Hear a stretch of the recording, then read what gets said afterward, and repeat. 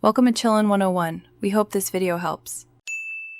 You'll start by isolating variables. Disconnect all non-essential peripherals so they don't interfere. Next, force the Windows recovery environment by holding Shift while you click Restart. This gives you repair tools. Once done, inspect startup settings and choose Safe Mode to load minimal drivers.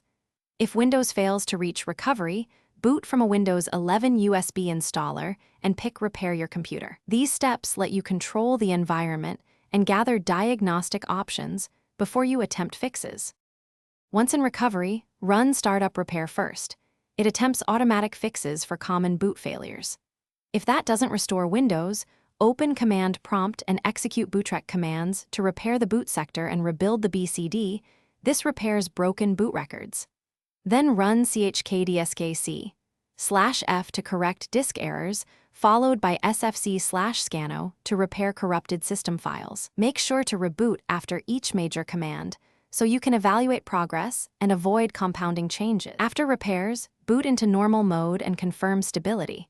If issues persist, use System Restore to roll back to a known good point, or choose Reset this PC to reinstall Windows while keeping files. Once stable, update drivers and BIOS selectively, because bad updates can reintroduce startup faults.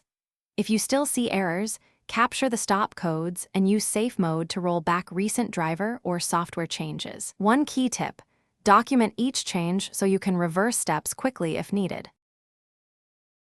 Thanks for watching. Consider subscribing if we helped you.